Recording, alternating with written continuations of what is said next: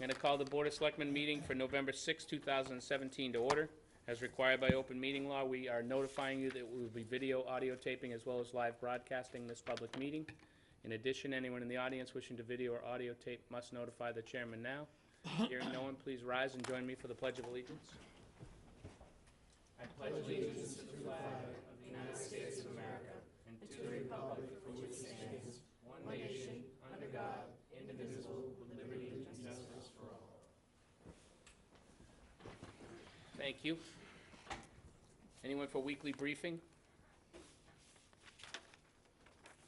Public comment and announcement.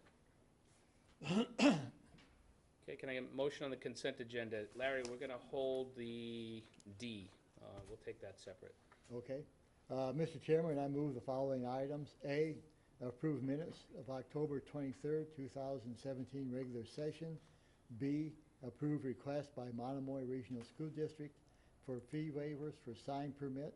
C, approve recommendation by town administrator on the port bar and restaurant license violations. And as you said, we'll handle D later. E, accept resignation of Robin Titus from Youth Services Committee. Second. Okay, it's been moved and seconded to approve consent agenda A, B, C, and E. Any discussion? All in favor? Aye. Aye. D, we can either bring back next week, Chris, or I'll take a motion pending satisfactory review of the documents. They're all mentioned in Article 4, but there's nothing in the packet for us to vote on. The contract really isn't there. Yeah, I was thinking too, Mr. Chairman, we're in the process of changing over to the new contract forms. So this is the old contract form, so we could put the new contract form in the details. Okay. If the board's comfortable with that, we'll do those two things, provide the details. Perfect. If you want to vote it tonight, So or do you want to wait? bring it back next week for D if we're not going to hold the Yeah, project? let's bring it back. I'm going to bring D back for next week. Next up, public hearing and presentations. So the first up is public hearing application by Blue Stripe LLC, DBA Cape Sea Grill for an annual common vehicular wine and malt beverages license. Let me read the public hearing notice. Notice is hereby given under Chapter 138 of the General Laws as amended that application has been made to this board for an annual common vicular wine and malt beverage license by the Blue Stripe LLC, known as Cape Sea Grill, 31 C Street, Harwichport, Mass. 02646.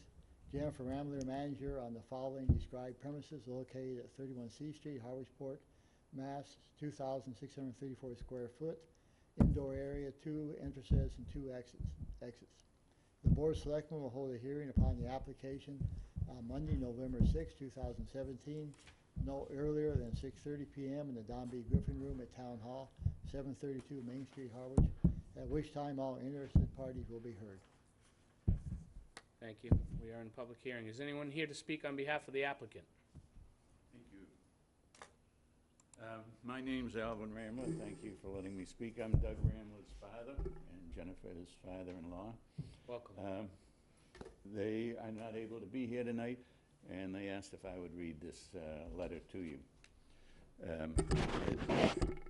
It's dated November 3rd, 2017. It says, "Dear members of the Board of Selectmen, we would like to apologize for not being able to be in attendance for this evening's meeting and are honored, I don't know about that, to have Father Alvin speak on their behalf.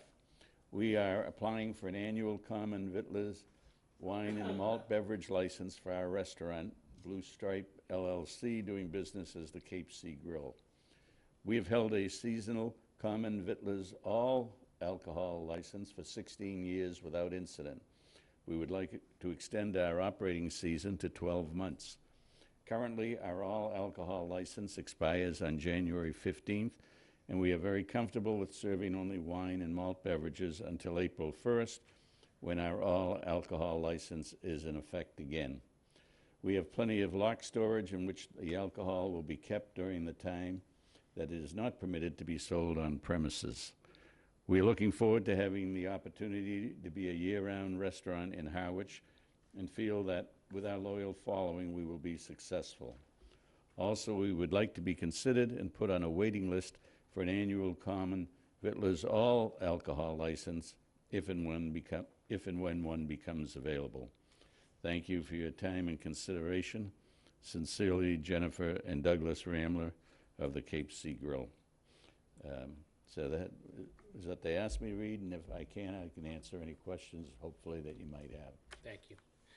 And earlier you gave me all the green cards back from the abutters. Could he just submit that letter so we have it as part of the file?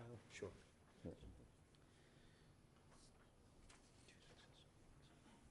Thank you. You have to make the publication deadline. and Questions or comments from anyone in the public on this? This is MGL 40A, section 11. Anyone on the board?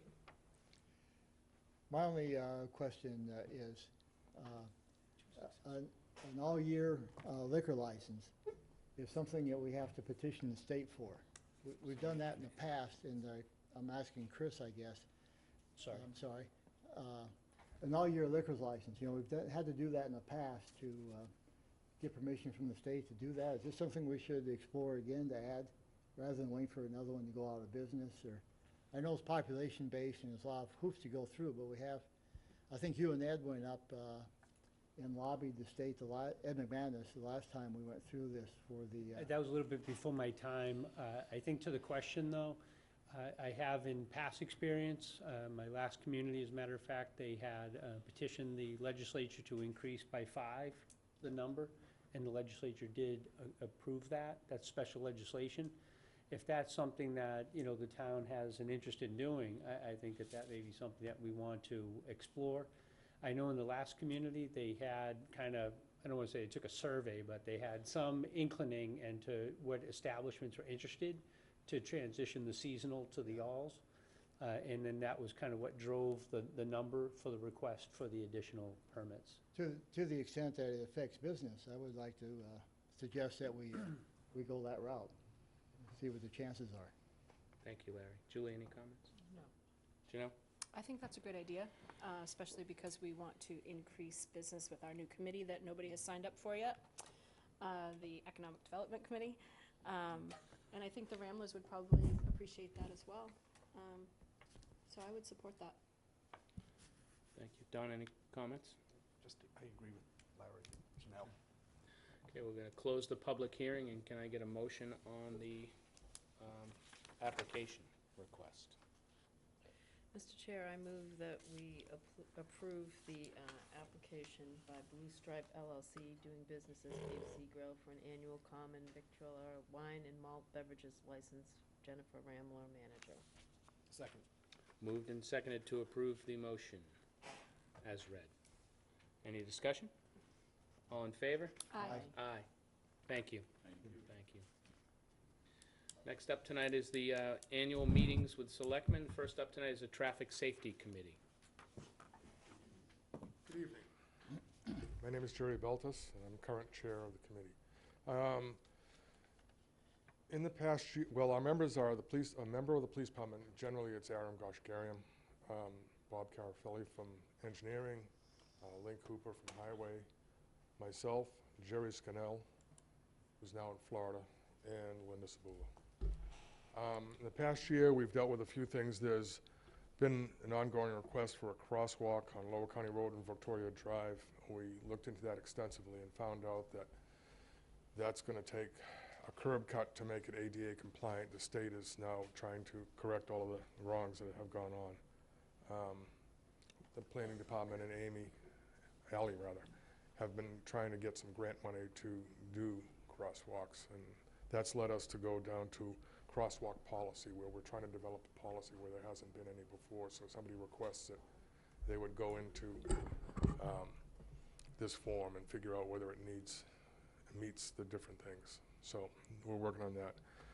There was a request for some sort of a sign down on Forest Street at 186. That came to me, and it was just an oversight by the police department that handled it. That was gone immediately. Pleasant Bay Road 39 traffic audit. So far this year, there's 2 accidents. I submitted late the number of accidents that have been happening in the past. The improvements are going very well. So far this year, we've had 2 plus, and the plus is a car versus a deer. So that's got some work to be done down there. There's one corner that needs to be paved. I spoke with Link, and he's going to get on that. And there's another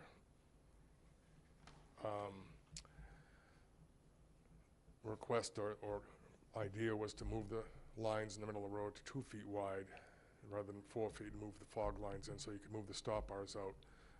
We haven't done that. I think it's because the state or the gas company's going down there and to take it up and then repave it or repaint it again later on was kind of something we hold off on. Met with the planning board regarding sidewalks. They have $50,000 in their funds from developers that they wanted some input on how to spend the money. I have no idea. And we could spend it on fixing crosswalks, but there's a possibility there's grant money coming down, so I don't know if we want to do that. Could probably put it in towards a fund that you're trying to get a sidewalk down to the harbor. I don't know if that would be amiable by them. I don't know exactly how the money is figured. Is they go to a developer and they say, okay, do you want to pay or do you want to build one? And I don't know how they figure that cost. I don't know if that's something that keeps up with the inflation or not. So that might be looked at. Don, did you have an answer for that? Yeah, thank you, Mr. Chair. Jerry, I believe that the original bylaw for that was the builders are obligated to supply a sidewalk in a subdivision, and it's calculated on the basis of an offset of if you don't build it, how much would it have cost you to build it, and that's what their contribution has to be.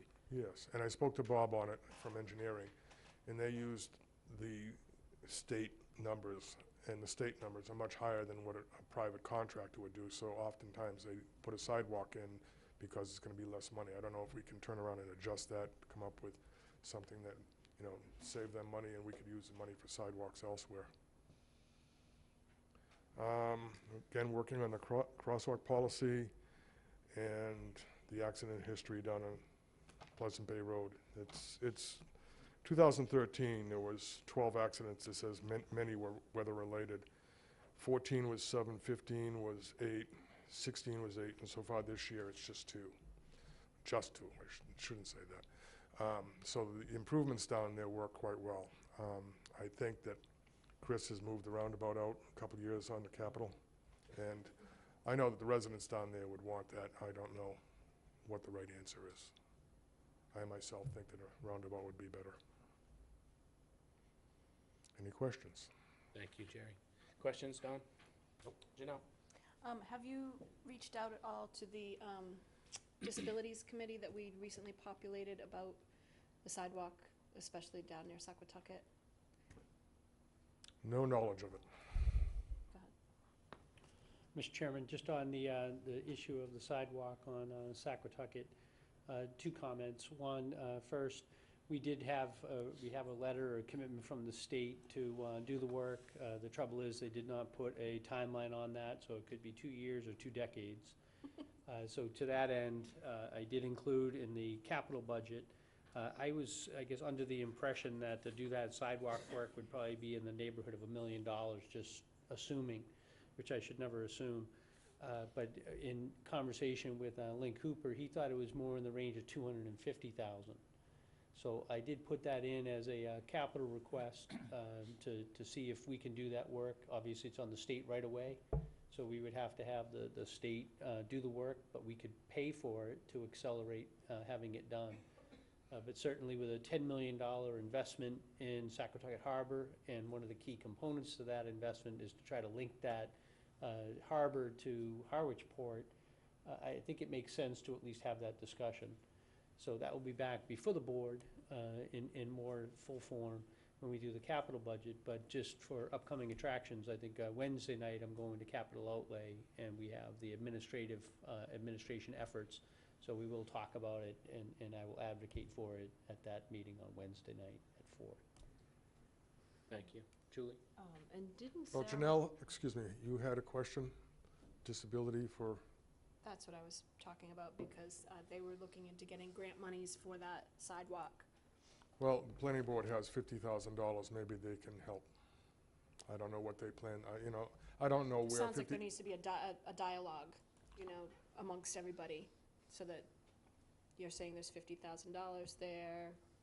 There was a possibility of a grant. Now there's a line item on the Yeah, capital we plan do or- also have, the Disabilities Committee has put in for 2 grants. One to do, to pay for that sidewalk, so there's a grant application that has been submitted. And then they also have a grant application that was submitted for a comprehensive review of the various issues in the community to do kind of it's a ADA Oh, assessment. the self-evaluation. A self-evaluation. I knew there was a term, it wasn't coming to me. So we have a application in for that as well. Thank you, Chris. There's all kinds of work on sidewalks that could be done. $50,000 isn't gonna buy you much. I mean, there's repairs that are needed all over town. You know, maybe Link would wanna take, I don't know what he has in his budget for sidewalks. Julie? Yeah, and I think on both of those, I thought Sarah Peak said when she was here that she was gonna try to get the equipment, because it was gonna be in Chatham around the same time as all the work that was gonna be done, you know, after the harbor and all that, to try to expedite that sidewalk work by getting the state to bring their equipment down here. She said she was working on that, so we should follow up with her on that. And also, in terms of the regulations for the ADA compliant sidewalks and such should really be, you know, through DPW is my understanding. Link's on top of that. He knows what the regulations are. Right, so, and then couple that with the committee and all that, so. There was a crosswalk, I'm sorry, go ahead. Larry? Not much to add on that. ADA, the committee is reformed, and they had their first meeting at the end of September. And I think, Chris, as you mentioned, one of their first processes is self-evaluation, and they'll be certainly inviting all, you, Jerry, and your committees to be sure you have an input, that ADA has an input into activities going forward. So it's all, I think, as everyone says, it's coming together. It's just now getting there. Larry, you can send Jerry, and you're the liaison to disability am. rights. Will you send him an invitation to that meeting? Yes, I sure will. Thank you. Great job, thank you. okay. The one thing is about crosswalks. That, in doing the research for the one on Lower County Road, there was a crosswalk put in front of the police department. There was handicap or ADA on one side and not on the other side. And Link has repaired that. And the town took that one on the chin because the rules say, according to the state, that if you put a crosswalk in and it's ADA compliant, you're supposed to do both sides. So the contractor skated on that. So it's things that we need to learn and keep an eye out. When a developer puts a crosswalk in, it does the full service. Thank you, Jerry. Okay. Next up is the Housing Authority.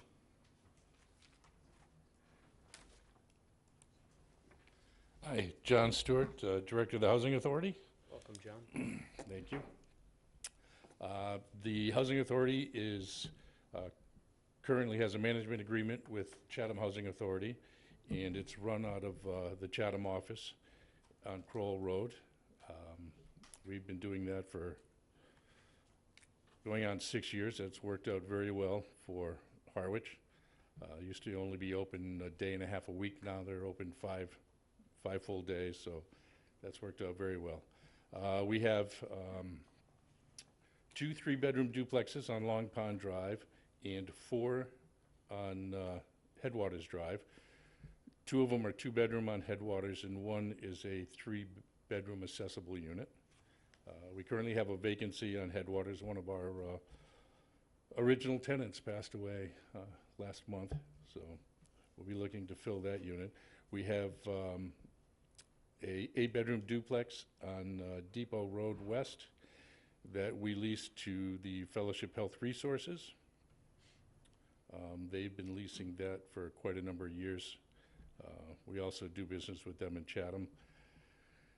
We have 20 Massachusetts vouchers, MRVP vouchers, that we administer. 17 of them are leased up. We have 3 folks who are desperately trying to find an apartment, but they are few and far between that meet the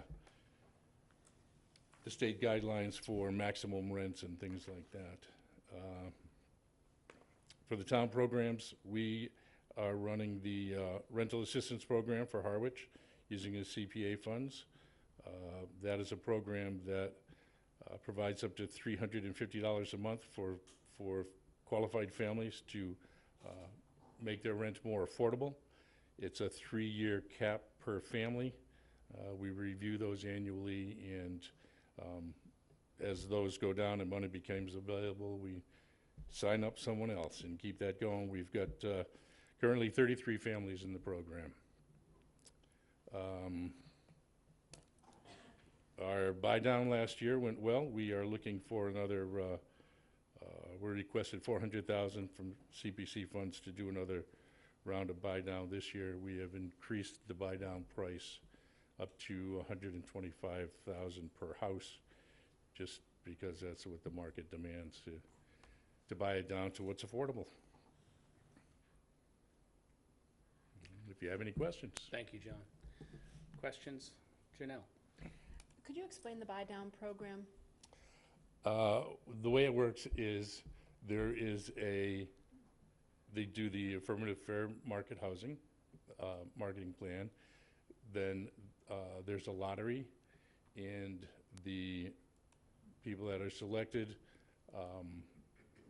then go out and they work with, we contracted with Housing Assistance Corp.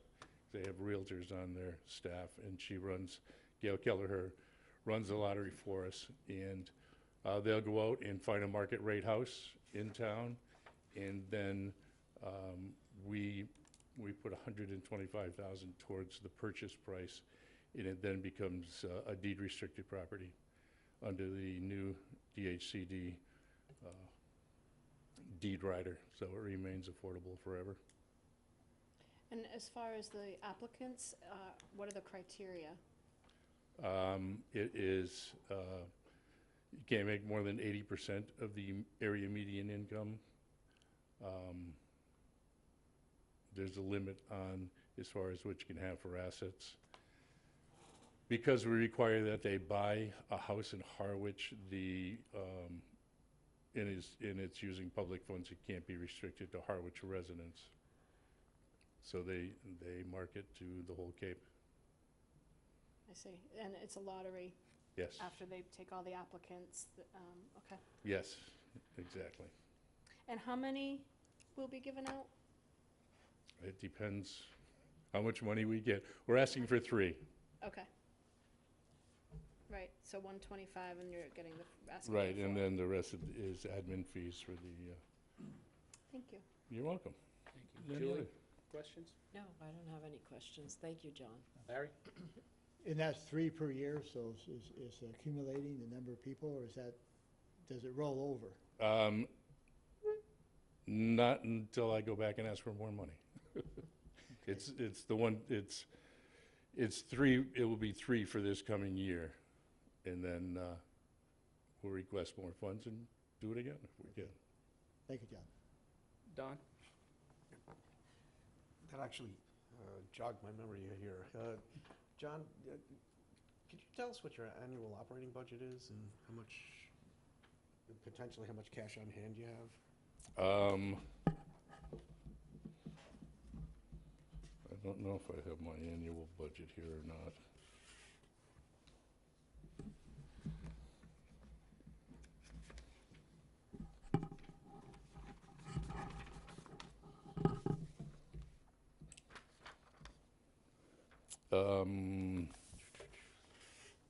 Our operating expenses predicted to be 75,000. And our income is projected to be 45, so we have earned a subsidy. This was for the fiscal year that just ended. Our fiscal year ends September 30th. We do not have budget guidelines, so I don't have a new budget yet. Go ahead. You got more, Don? What's your cash on hand balance then? I mean, since you're already... Our general fund is around 90,000. And aside from this budget, we have a capital budget. Those numbers I don't have, but that is for the larger projects. We're doing a phase 3 of the window replacement in the family housing, and I believe that's budgeted at about 40,000. Is there any chance of forwarding us the capital number? Yes, I can do that. Thanks. You're welcome. Janelle? I just have a question about where does all the money come from? Well, according to the budget, we have 45,000 was supposed to come from rent collected, and then we received a subsidy of over 29,000. We were budgeted for a net income of $9,609 this year. Last year, we were budgeted to lose $1,000. So anything that's extra goes into, we have a reserve, that it goes into that. So if we have a short year, we can tap into the reserve. But I can give you a copy of, this is last year's budget, just the cover page, and I'll send you the capital information. Thanks. You're welcome. Any other questions? John, you mentioned, I was gonna bring up the 400,000 that you're requesting this year. Yes. And, it said that, very successful in the past. When was the last time that the town of Harwich gave you buy-down money, and how much was it? It was 75,000, and it was, I believe, 3 years ago. It took almost 2 years to get the affirmative marketing plan through DHCD because they were having a large turnover up there, so it kept getting moved to the bottom of the pile.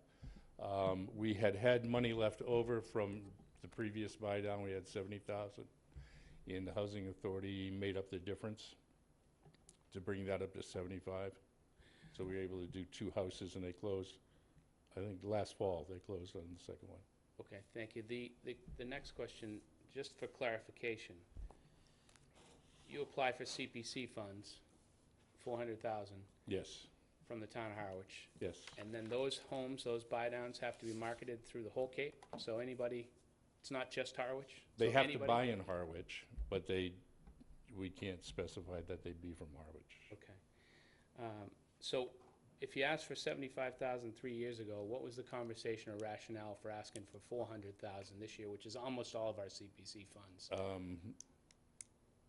The difficulty they had trying to find properties with the 75,000 buy-down. If it wasn't for the fact that one of the applicants, her father was a builder who made the commitment to do the work needed in the house, because to get a house at that price, it needed a lot of work. Okay. Now, you mentioned the management agreement. I went to the website today. First of all, you can only find the Chatham Housing Authority. Harwich Housing Authority is not even mentioned on there. Financial information, do you guys disclose that, or is it just available in the office? Because there's nothing really online. Harwich Housing Authority just diverts back to our website, which just lists the membership.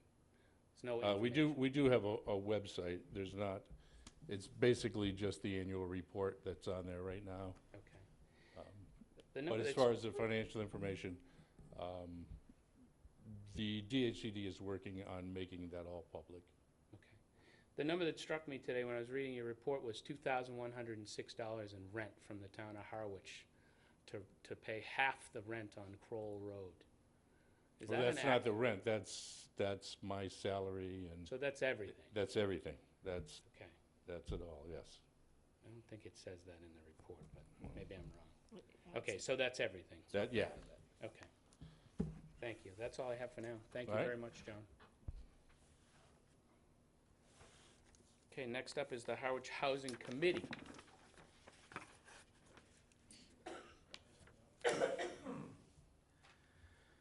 Good evening, Mr. Chairman, Board of Selectmen. I'm Arthur Bowden. I'm the Chair of the Harwich Housing Committee. And here's my annual report. During the year, the Housing Committee had 2 members resign, Claudia Williams and Amy West. Until recently, we had only 3 members of a 5-member committee, which has made achieving a quorum a challenge at times. In September, we added 1 new member, Mary Maslowski, which leaves the committee with 1 vacancy. All members have completed the conflict of interest law and have received a certificate of completion, and all members have been sworn in. The chair attended the Attorney General's open meeting law presentation. A summary discussion was presented to all the committee members. All agendas and minutes are submitted and posted in a timely manner, and I would like to add that at all meetings, we tried to stay within the 1 hour time frame. The Harwich Housing Production Plan was approved earlier this year. The plan has become a valuable tool for the town in mapping its future course for affordable housing. 2 members of the Housing Committee, Cindy Moll and Julie Eldridge, worked on the development of the plan. One of the recommendations in the Housing Production Plan was for the town to hire a housing coordinator. This is a position that many towns on Cape Cod have filled and are in the process of filling. In a letter to the Board of Selectmen, the Housing Committee endorsed creating this position. With a town staff housing coordinator, housing issues will have a focus and raise the level of commitment. Suitable land was a major talking point at many of our meetings, especially town-owned land. To get a housing project started, the message to the Harwich Housing Committee was, let's start small, whatever that meant. The Housing Production Plan provided a ready list of town-owned land to be considered. After meeting with the town administration, there was a turn in direction. A new idea with new enthusiasm was introduced. Let's form a housing trust. Several Cape Cod towns have gone this way with success. The trust would be the entity that would have the authority and resources to acquire land and contract with developers to build housing. Forming a housing trust is endorsed by the Housing Committee. We should get someone here to fix this. Is it wiggly? I have a thing with things that wobble like this. Next time I'll bring my tool belt. The Housing Production Plan has indicated a number of units on the subsidized housing inventory list that are in jeopardy of losing their affordability status. This first group is Pine Oaks Village 1 and 2. I attended the Mid-Cape Cod Housing, Inc. board meeting earlier in the year, which is Pine Oaks Village parent company, in January, I should say, to present our concerns of losing affordable units to market rate. They affirmed their commitment to keep all units affordable, and this was followed up by a letter from their president, Gregory Winston, which we received and has been passed on to the town planner for filing. Additionally, it should be noted that 9 other units listed on the affordable inventory list will lose their affordability status by 2019. These units were made affordable under a rehab program with a 15-year time limit deed restriction, after which they returned to market rate. Apparently, there is no recourse but to let these units pass to market rate status. The Board of Selectmen requested that the Housing Committee take on a disabled housing project being advocated by Jeff Locantori of Harwich. Jeff is a handicapped young adult currently living in Pine Oaks Village. The committee has been working with Jeff to get an affordable housing project started. The vision for the project is to provide affordable housing for young adults who have disabilities and can live on their own without the need for clinical support. Additionally, this housing would provide a social component, which is often lacking in traditional housing for disabled people.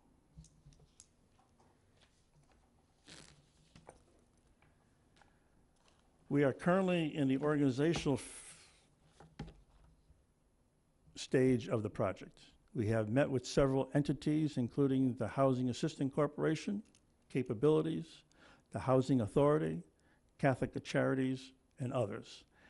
Everyone has been very supportive, but so far no one wants to take on the project.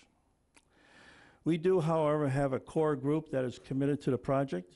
We meet regularly. We have written bylaws and are in the process of filing for a nonprofit status. We are working on a website and contacting with disabled individuals who may be interested in supporting and becoming residents of this project. There's no easy or quick path for this endeavor, but I believe it can be done. I must mention that the greatest support we have gained is the commitment by Sandra Woodbridge of the Harwich Housing Authority. After our presentation to the Housing Authority, Sandra stepped forward and offered her help. I must give her most of the credit for our progress to date. The Housing Committee has participated in many housing educational programs during the year. The list includes Council on Aging Housing Summits, Cape Cod Housing Study sponsored by the County Commission, Cape One, a 3-day summit also sponsored by the County Commission, Cape Cod Housing Institute, sponsored by the collaboration between Housing Assistance Corporation and Community Development Partnership. This is a 6-week session currently ongoing. The Housing Committee is looking forward to working with the Harwich Housing Trust and the Housing Coordinator. With this combination in place, Harwich should be successful in achieving its housing goals. In conclusion, I would like to thank all the town administrative staff for their support and professionalism that they have provided the Housing Committee. Arthur Bowden, Harwich Housing Committee Chairman. Thank you, Do you have any questions? Larry. Thank you, good report. I have two questions. Please. One is in terms of suitable land. I assume you're working with Real Estate and Open Space Committee as they look at what's available, because they always try to balance, you know, housing and open space and economic, the whole range of things. To answer your question, I've been attending most of their meetings. I'm going to give them a little plug.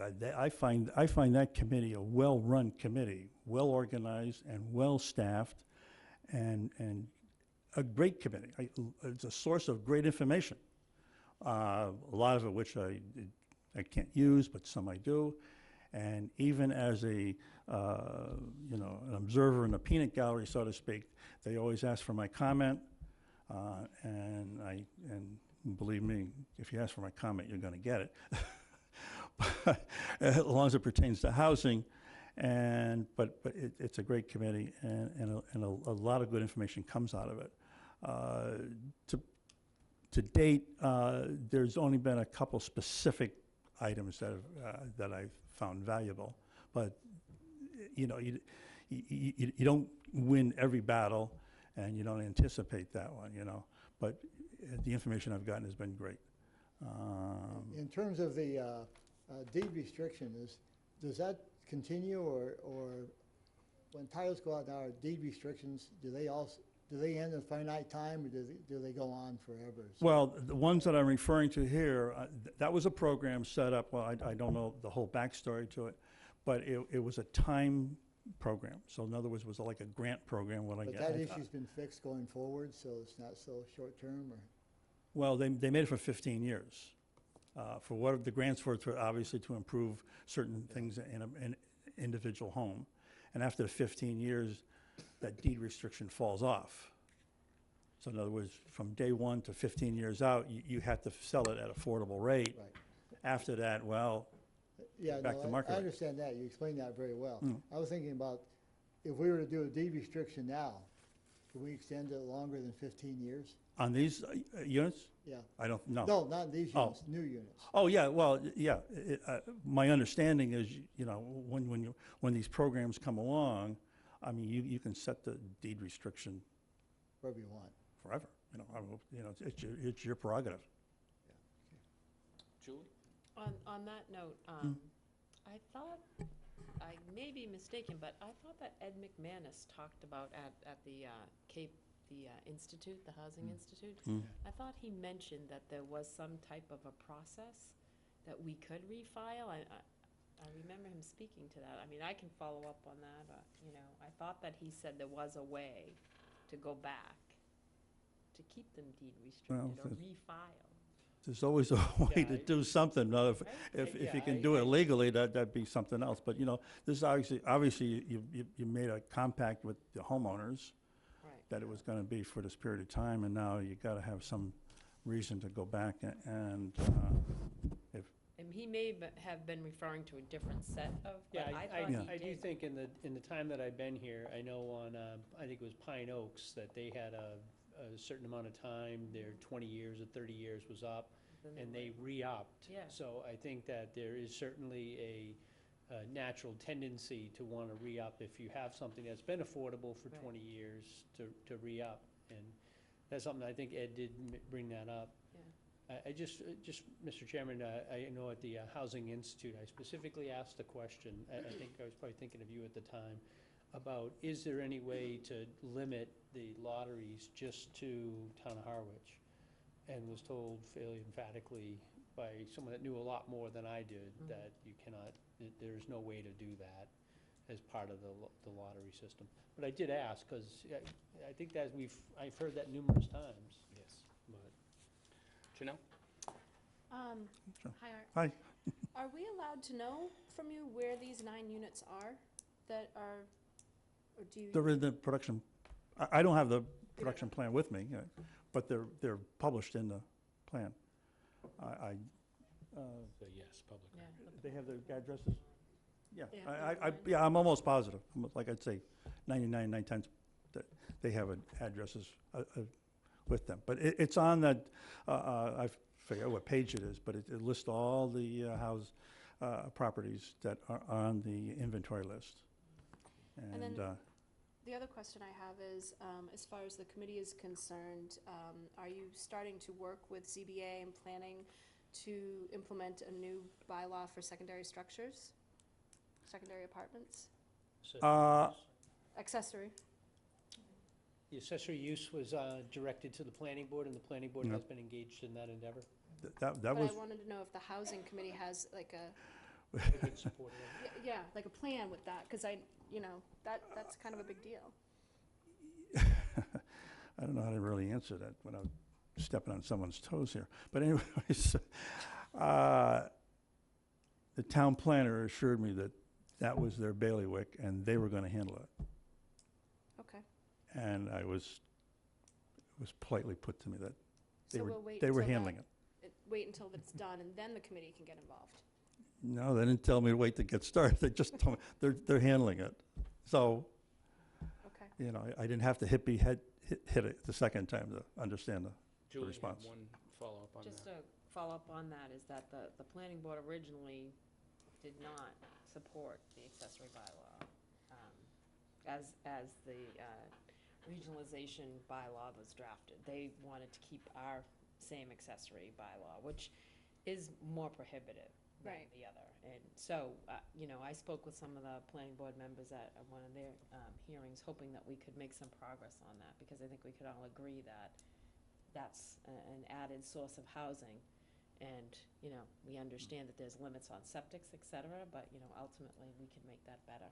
So hopefully, and I know Ally. Yeah, no, well, I've personally made a presentation to the planning board Mhm. and brought our comments to them, what we felt should be in it, Right. or at least the direction it should be going, and it was more broad brush than specifics. And, When we met with planning board, this was a priority for both committees. Planning board then had one meeting on it. I know there's one person on the planning board here tonight, but the planning board had one meeting on it. They decided they didn't want to change it in that meeting. We brought it back, we discussed it again, and it went back to the town planner, who is working with the planning department now at looking at it again. So it is underway. It's being looked at. Janelle, did you have any other further questions? No, thank you. Don? Well, thank you, Mr. Chair. We glide seamlessly back and forth between two kinds of affordable housing. The one with an A that's capitalized, which is what Art deals with, and there's a covenant associated with the title. Just to be clear, it may be casually affordable, these accessory apartments, but they're more workforce housing. They're not gonna come with a covenant built in, but they will help to be able to house people who want, get out of high school, say at a tech school, and want to establish roots here. And, create more of a base for that, but they're not the same thing, because any zoning they could come up with wouldn't come with strings attached with a covenant for affordability. That's it, and thank you, Well- Art, appreciate it. Janelle? I can't remember, is the charge for the housing committee to strictly look at affordable housing, or is it just housing in general?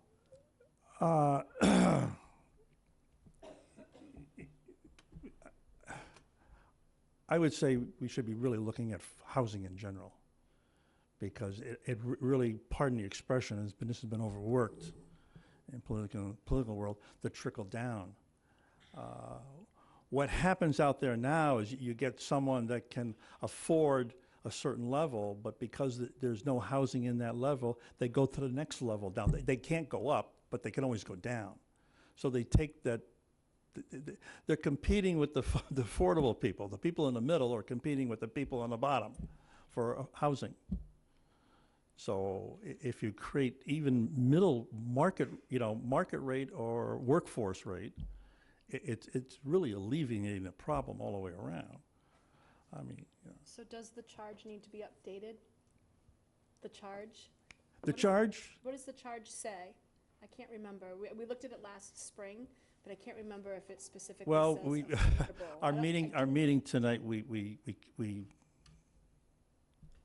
pardon the expression, we crafted a charge. Great, I don't have it in my back pocket right now. You'll be getting a copy of it. great. But it just, it's not that specific. I think correct me if I'm wrong, and I know someone will, I think it's broad brush. It's not that specific. It's kind of, we're more of an advisory type committee. We don't cut checks and we don't fix things. Maybe we should. But, so anyways, yeah, that will be, you'll have that shortly.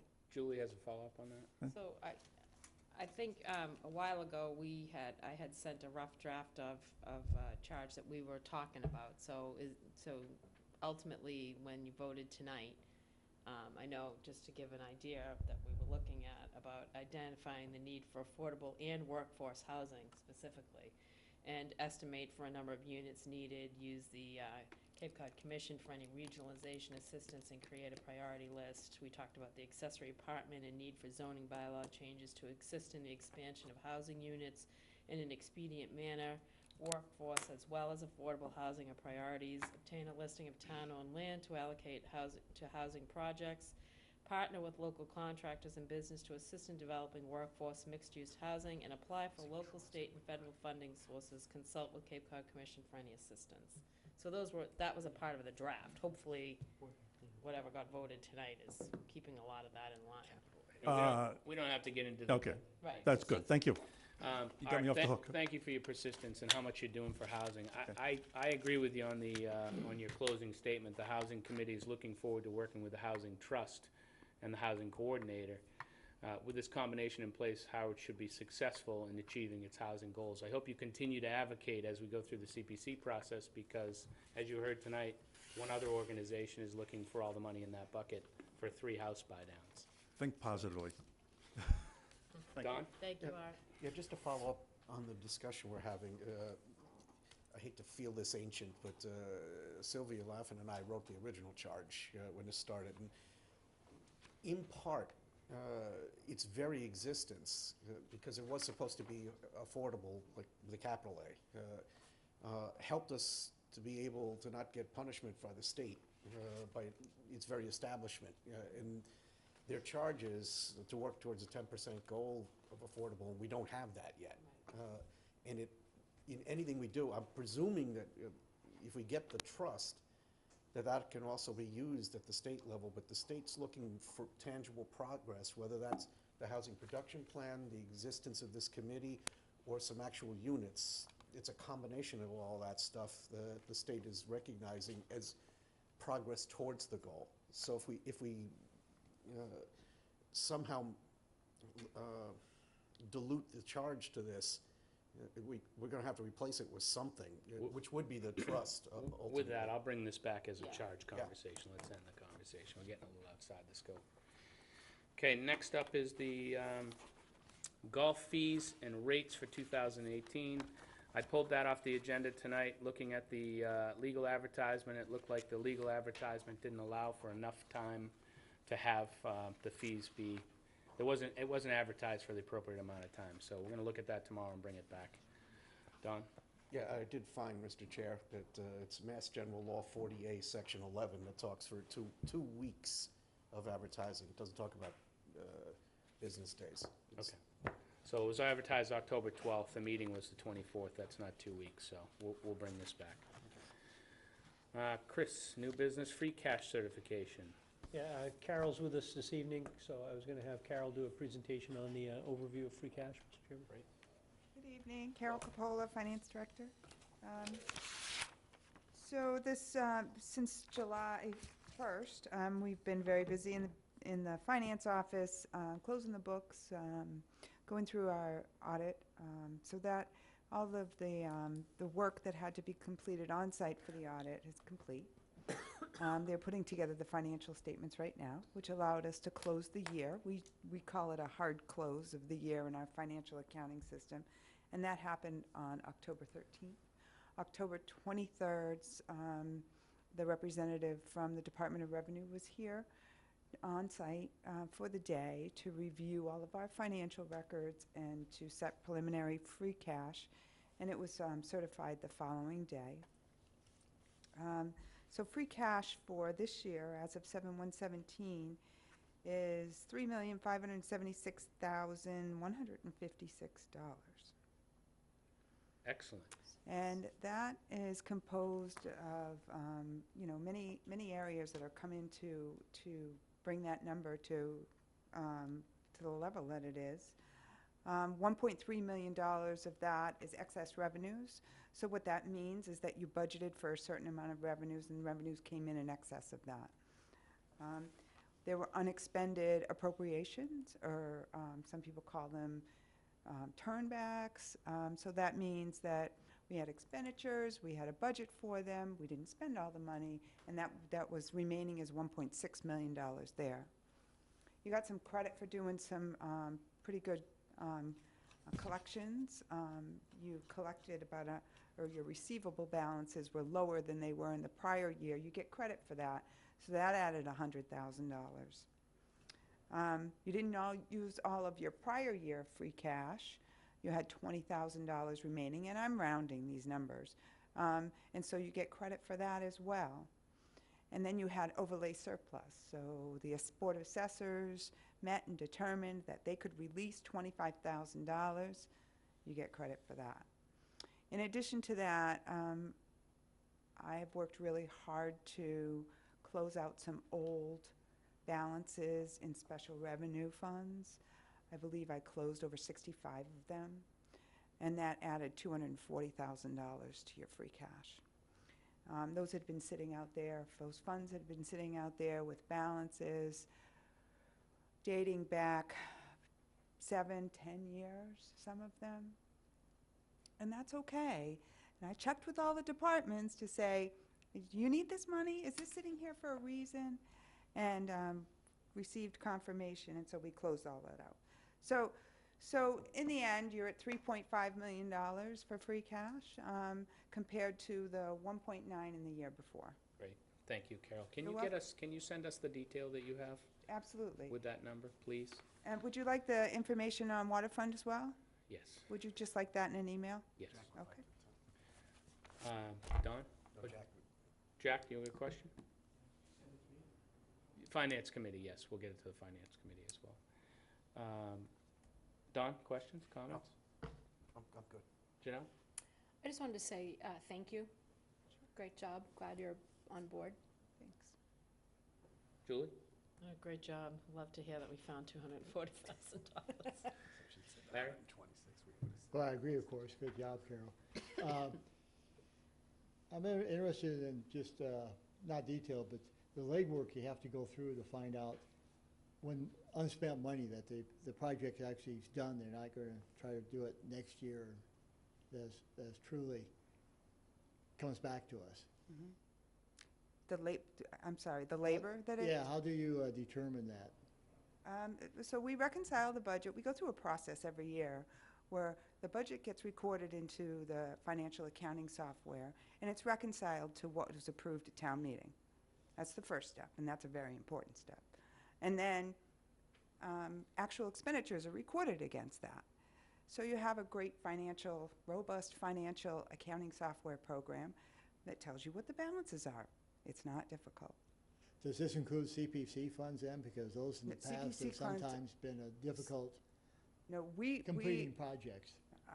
we worked really hard to pull all the CPC funds this year out of the general fund. And so I'm pretty confident that I have everything. So this does not include CPC. Okay, thank you. Chris? Just to that point, I applaud Carol for doing this, because this is just kind of, it's grunt work going in. You have a project that was done 10 years ago, and somebody left $10,000 in there because the bids came in a little less, and it just sits there. So it really takes an effort to go through and identify and clean those funds out, because if they're no longer needed and the project's done, then Exactly, they can that's be what I'm getting reverted. at. And Carol did the same thing in coordination with the CPC chairman to make sure that if there were old CPC projects that hadn't been completed.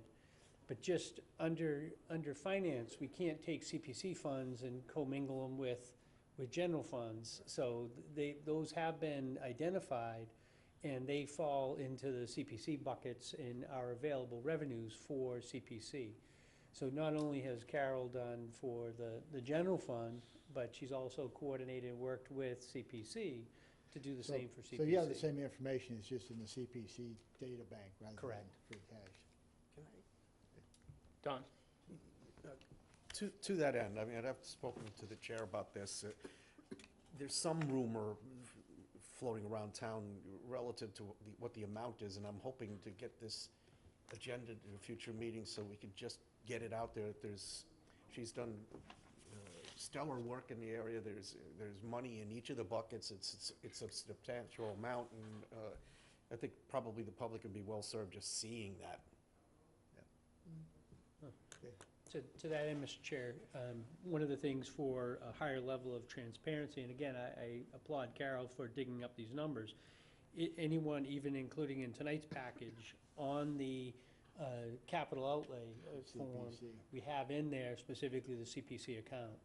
And we've been trying to do that to make it a higher level of transparency. And that's something I was going to comment on under administrator announcements, so I'll wait until then. Thank you, Chris.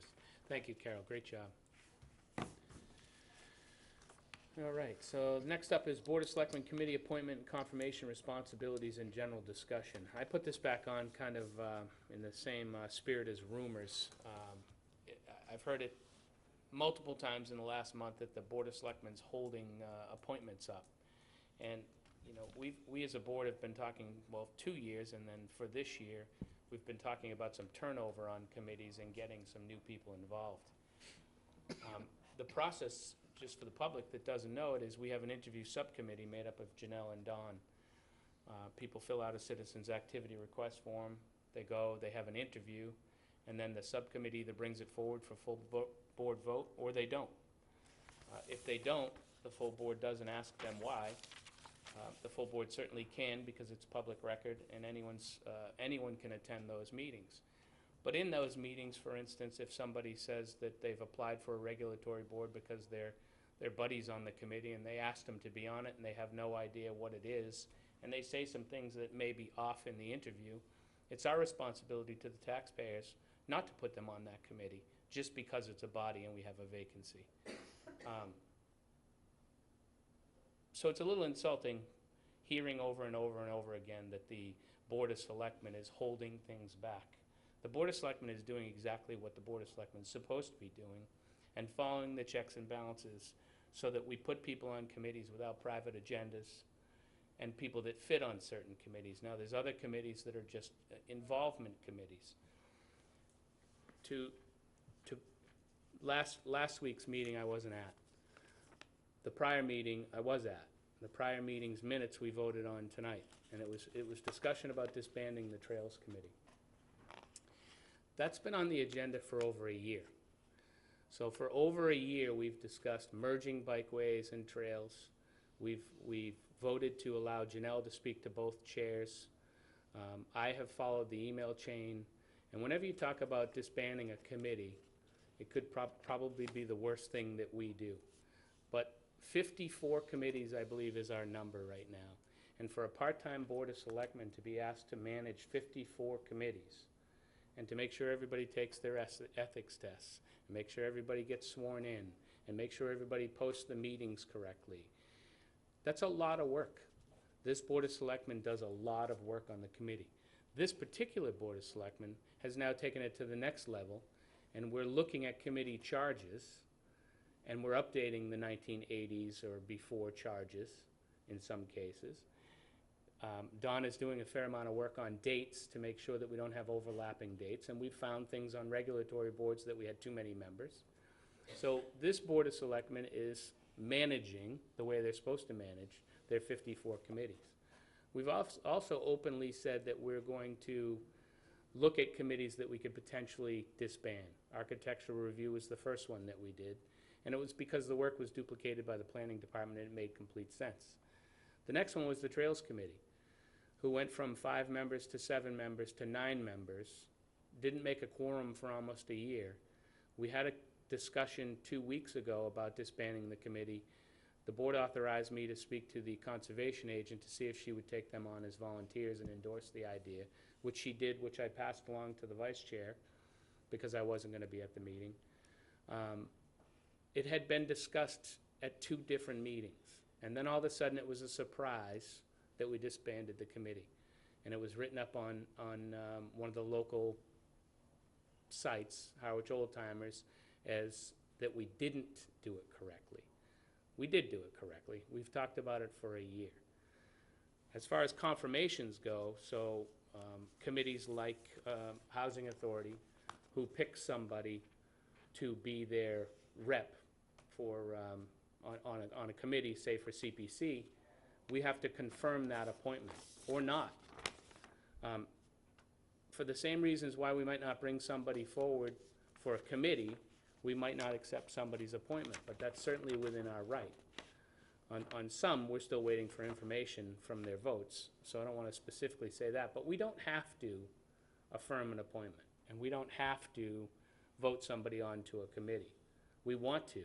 We want the volunteers, but we'd also like to get I personally would like to get a little bit of turnover on some of these committees.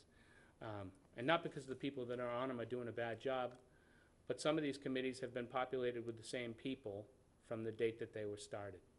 And if we have people that want fresh ideas, and I've heard on numerous occasions, people don't come fill out citizens' activity forms because they know they're not going to get on, and they're intimidated.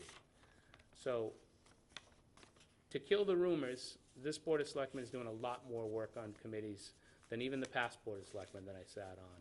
And every year we seem to pick up a little bit more. And this year we're at least 80% of the way to everyone having their ethics done and being sworn in. Last year at this time we might have been 50%.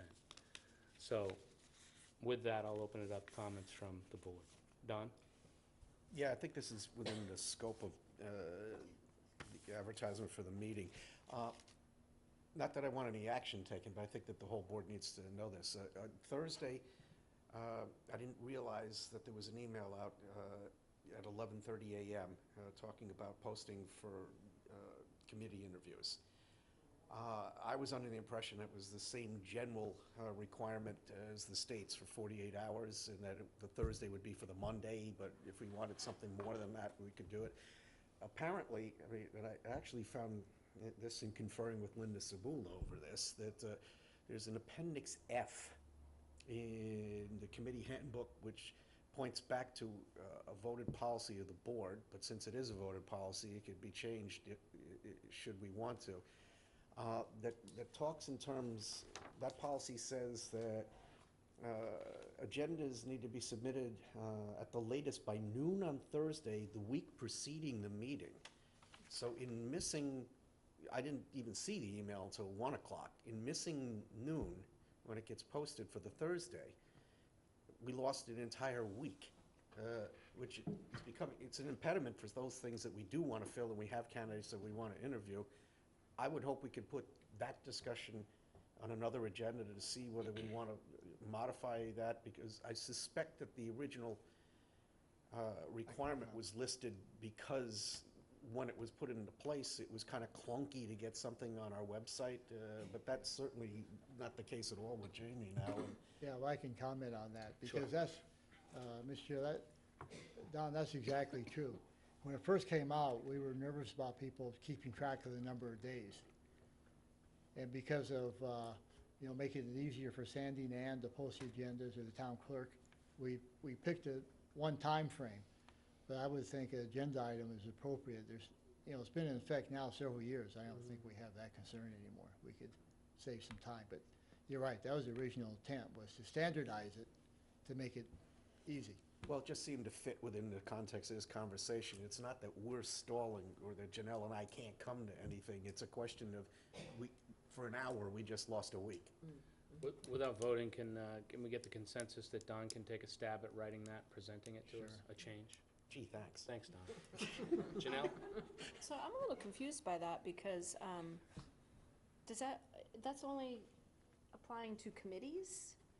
No. No, it's all to meetings. everybody in government. Because- It's posting of meetings. We don't have our agenda for our Monday night meetings at noon on Thursday. Yes, we do. Yes, we do. We do. It's not in the Dropbox, though. Absolutely, we do. We don't get the information till Friday. The agenda's posted legally by noon on Thursday. Yeah, we've stuck till Thursday. I mean, I think we have. Yeah. We yeah, have. And so we can change that? It's our policy. It's our It's not policy, the it's not a state. state policy. No. The state is 48 hours, I think, right? Yep. Yeah. We did it. So 48 hours would be 6 o'clock on Thursday, right? Yeah. Am I right? I love when Jamie gets You're right. that. I hate it. Jamie. Jamie Goodwin, Channel 18. I was on a loose panel that discussed the noon on Thursday. That is because prior to the new website, there was a person who was posting all these agendas and minutes. And when you get an agenda on Friday at 6:30, the week before the meeting, and you don't see it until Monday morning, until 9:30, then you're kind of, you're skating on a thin line there in the 48-hour time period. So it was put into effect with the prior administration, Anita Doucette, Foster Banford, and myself. So that's a little history on that and why we do that. Thank you, Jamie. Just agenda, and I'll bring something. Put something together, yeah. Janelle? So changing the subject back to committee stuff. Over the course that I've been selectman, I have been approached by multiple people who want to be on the rec committee. They have young children, they have a vested interest in the rec department, they want to be involved. They're not really political people, they're not interested in regulatory committees at all. And that particular committee never has any turnover. So I like what you said, Mr. Chair, about, we're not that people are doing a bad job, but that sometimes it's just time to pass the torch. Julie? No, I would agree with that as well, and I think, we always appreciate volunteers. We're lucky to have them, but, to your point, we have multiple people who often have certain interests and would like to be involved, and, we'd like to have those people get involved. And then we have those people who could move to another committee if they so choose, because now they're a little more versed in working for a committee. So ultimately, mixing it up doesn't mean you have to leave as a volunteer, but maybe you try another committee. So I think it's important, and I also appreciate you, Mr. Chair, pointing out how many committees we all have, because it is time-consuming, and we're trying to do a good job at regulating it and making sure, people are posting their minutes, et cetera, and there are a lot of committees, and we're a liaison to a lot of committees, so I think we take it seriously, and I hope the public understands that. Thank you, Julie. Larry? Yeah, I certainly, we talked about combining committees. I do feel bad, Mr. Chair, that we had a polite discussion last week, and my concern was not that we're moving forward, but because people aren't always listening, it seemed to have caught the Trails Committee a bit off guard, even though we talked about it over and over again. And so I felt that just give them a chance to consider and come back in a formal way was appropriate. I didn't disagree with the direction that people are going. I just wanted to be sure that we're doing this in a way that people are comfortable with. And then somehow emails and stuff, it got out of hand, it went to the dark side, so. Well, and to that, Larry, by no means was I speaking about how you voted. There was no confusion with the Trails Committee chair. He created his own confusion. He heard it loud and clear. We talked about it. It was open. He said openly in a meeting, I only want to work on Bell's Neck. In the meeting that he stood and gave his report, I only want to be on Bell's Neck. We don't want to take Bell's Neck away from you. By no means do we want to, but they hadn't met a quorum in their last however many meetings, and that's really what the thrust of that conversation was. So before we get rid of this, I'll just point to an email. It was April 3rd, 2012, and it's just a letter. And it's to somebody, Jonathan Scholarczyk, Assistant Attorney General, Division of Open Government. Please be advised that the Board of Selectmen voted at its April 2nd, 2012 meeting to approve an official alternative electronic posting method. So I'm not sure that our posting method is on par, and that is something else I'm going to bring back, because I find it interesting that the town clerk gets it secondary, and in a lot of communities, they're going back to a bulletin board. And then, for instance, the Housing Authority this week posted a special meeting. They didn't post it correctly. They went and revised the posting, but didn't mention the first posting. And this was all happening. They were sending it to Channel 18, and they were posting what they were being told to post. But it didn't mention the revision, which is exactly what we just answered the Attorney General's office for, an open meeting law violation. And then it was canceled as a third posting without mentioning either one of the previous agendas. So again, this board is working very, very, very hard at getting the training for people, recommending the training for people, walking people through things, but I'm not sure our process really is set up exactly the way it's supposed to. And a lot of communities have gone back to bulletin board posting because then you can handwrite something on it. So it's something I'll bring back as another topic. Don? Actually, I was hoping to put that, to codify that as part of bringing this back, because for me, it's not so much a question of whether we're altering something sitting on a bulletin board outside. It's a question of who's the keeper of the records in town, and I can't presume in doing it the way we are and putting the internet as the highest authority that's going to happen, because by law the clerk is the keeper of records. So I was going to take a stab at doing both, the sequence and the time. Okay, I've gathered the material, so I'll give it to you for the sequence. Just one thing to that end, the town clerk, I mean, when you hear about, the delay and then, having it be opened up, the town clerk you have to have it posted, not just on the website, but available for the general public. So we do have the window in the back of the building that anyone can come up to the facility, and that was part of the law change that came out, so they could look at the postings. And those have to be official from the town clerk's office. So the town clerk is plays an intricate role in making sure, and just so the general public realizes that if you don't have access to the internet, you want to find out what's going on, and you have an interest, I guess, in walking to town hall or seeing at town hall, it does have a requirement in the law that we post that in a place that you can see. So we do that in the back window of the building. So if people, have an interest and want to see what's on the agenda, they could certainly do that. Don? Just in closing, though, my point was that our own town policy indicates that the official posting is the internet, and that the town clerk is the secondary thought. And really what should happen is make it clear the town clerk is the keeper of records, and she's at the gateway for this. And then whatever time limits or whatever subsequent correspondence with Jamie is a secondary thought. Here we go. The reason behind that website being the first posting and Anita being the second is because people refused to send their agenda via email and only wanted to hand walk it into Anita to stamp it. So I was getting, you know, out of 40 agendas a month, maybe 15, 20.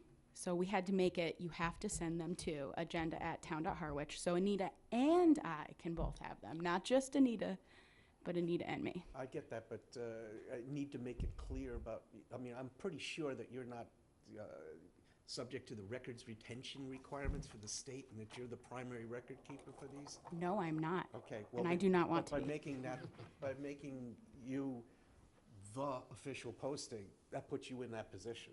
I understand. But when we made these rules, Anita's office did not want to post things to the website. They were resisting the whole change over to the website initially. This So will be it a great was- conversation then, I think. It's Yeah. going to be, yes. For a separate Yeah. meeting. Don, Thank you. Thank you, Jamie. Okay, and moving on from that, Town Administrator's Report. Thank you, Mr. Chairman. I do have probably more things than I probably should have, but I wanted to just refer on the capital budget sheet that I had passed out, just at least what our kind of historic trend has been for how the free cash is allocated. So if people do look at that, you can see in an effort to try to target at least out of the $3.5 million, to have at least $1.5 million be put towards reserves or reserve type of expenditures. I'm just gonna hit kind of some of the highlights on this. Just the capital budget I have at $1.5 million would be allocated to that. Monomoy capital, we have been paying for that out of capital. I don't know if their assessment will be at that same level or at a lower level. $500,000 for snow and ice, $250,000 for OPEB, $125,000 for the cultural center operations. I realize I gotta update my own terminology on that. And then $850,000 for stabilization. And then I do have several smaller categories that we have kind of allocated, Chamber of Commerce and so forth.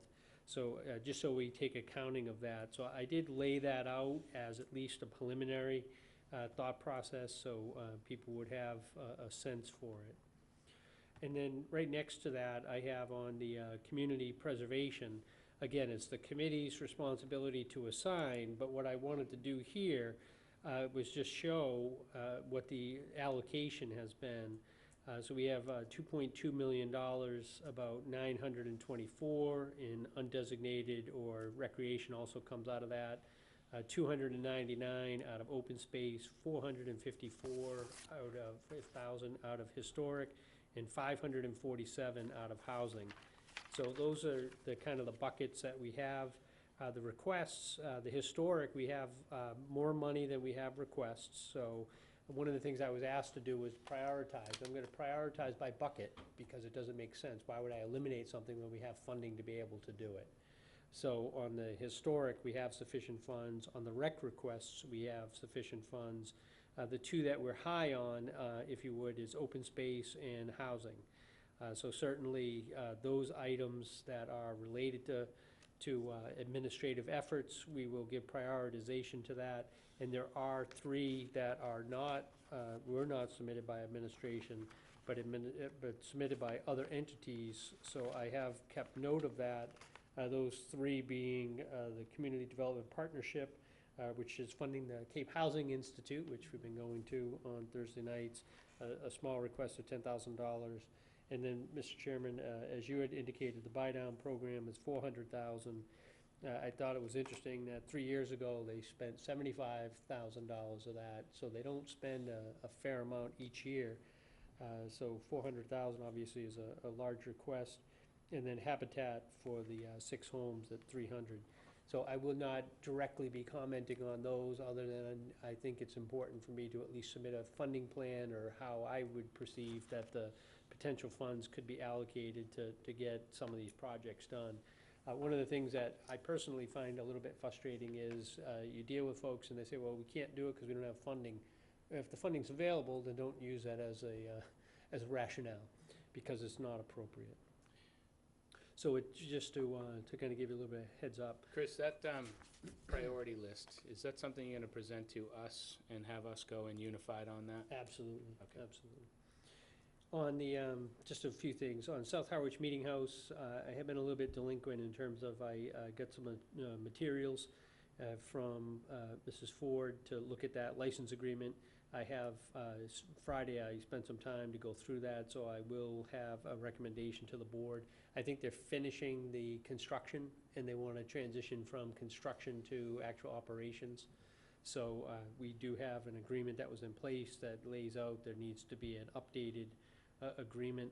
I have sent that to council, and I just had a couple questions, and we'll try to meet with them and see if we can get that recommendation back to the selectmen. Also, I just wanted to, it seems like a night where I'm admitting to a lot of faults. I guess I've never said I've not been anything but human, so mistakes do happen, especially in a fairly large organization. And we are engaged in doing the golf project, which the golf project is reconfiguring the parking lot, taking down some of the old golf buildings, and putting up a new cart barn. And in our kind of zealousness to get that project going and to make some progress on it, we did clear a little bit too much. So we had to order conditions. We went a little bit beyond that order conditions. I think I found out today it was 276 square feet. So not a huge overage, but an overage nonetheless. I think it's important, pursuant to our own rules, that we follow the rules that we have the private sector. So it's a 5-to-1 penalty, so I've already had discussions. And then also, we've had some concerns, some health concerns from our engineering department, and we did not get that site plan to planning board in a timely fashion. So I have said to the golf director, who I don't think is really that intimately familiar with projects, that I would work more closely with him to make sure that we can shepherd this project through, so we can also get through some of the health concerns of the town engineer.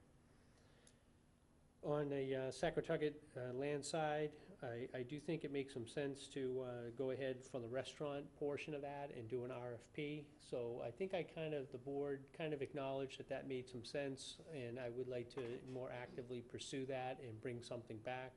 I did have and I believe, Mr. Chairman, you may have sent it my way, a gentleman from a local restaurant that expressed an interest in the project as well. So there's some mechanics that I think need to go into the RFP to make sure that we get it right. I don't know if there's any interest on the board's part. Certainly, I'm not a fan of having additional committees, but if the Saquotucket land side, if there was an interest in having them help with that RFP, or I can always ask for input from some of the members of that committee to work on the RFP. I do like being more efficient and not doing things through committee tends to at least get. Obviously, the board will know what the RFP includes, and you can give direction in terms of that more item for a future agenda. But I at least wanted to. Matt Hart, the former chairman of the Saquotucket land side, reached out to me this week and asked if we would reinstate the Saquotucket land side to get through the construction Yeah. part of this, to be a buffer with the residents. So I'll bring that back next week. And then I am in the process of coming to kind of a finalization on the value engineering on the land side. So once we have that, I may have John Rendon come in and at some point, and we can talk about the water side. I think the water side's going very well, and I think we need to report that to people that project is going in a timely fashion. Also, I had a meeting with the CDM folks to talk about the design of the southern Pleasant Bay. They are a little bit behind schedule, so I had mentioned, I think at the last meeting, that we were talking about doing a public meeting for folks about where we are gonna locate the pipes, the connection, and that probably is looking more into December. I think I had said the end of November into December. That's looking now more like December. And just on that, I think it is an important point that would people get cards that say, we want to have a discussion with you, where an engineer will come out and meet with you about the location of where that tie-in point will be. It is very important to have that conversation. I think they had relayed to me the story that somebody said, I don't want you on my goddamn property, so don't come out. Well, we're gonna have to guess where that tie-in's gonna be. So, you know, this is a cooperative effort. We're going up to our property line, but the property owner's gonna be their obligation. And if you have your sewer connection or your current septic connection on one end, and we put the sewer on the other, don't come blame us if we ask you to tell us where you want it. So I think that having those discussions are gonna be important. We'll have an informational meeting, but there will be individual opportunities to do that. Chris, to that point, next week, I'd like to give an overview of where we are with that, just to kind of Sure. to the public. We haven't done anything in a while, and this is coming up fast. And then the last one, Mr. Chairman, I think you had mentioned to me about green communities. That is actually tomorrow morning that they're coming out if you're available to attend. Anyone is, I guess, welcome. We're trying to just get a overview from, if there are going to be a majority, you got to let me, we got to, you know, open meeting law requirements. But we do have him coming out, Seth. I can't. Does anyone from the board want to attend that? I can't. I can't. What time is it? 9 o'clock tomorrow morning. So if there is an interest, I know there was an There's interest. 2 no, and I'll just be a no, so if these 2 show up, we don't have a quorum. But I just wanted to, the board had an interest in pursuing that, I said we would, and so they are coming out tomorrow. And they're coming to the town hall? Town hall, yeah. I think we're in the library. And that concludes my comments this evening, Mr. Chairman. Selectmen's report, Don. Yeah, I was driving over to MCLP, and I was cutting through the Cultural Center parking lot. I want to give a shout out to the folks at the DPW in Lincoln. They have patched up that crater at the beginning of Sisson Road and a bunch of parking lot areas at the parking lot. Great job, too. Janelle? I don't have anything today. Julie? I would like to remind everybody that there is a Veterans Day ceremony at 11 a.m. this coming Saturday on Veterans Day at Island Pond Cemetery. So just want to put that out there. Larry? I have nothing. I have nothing. Motion to adjourn. So moved.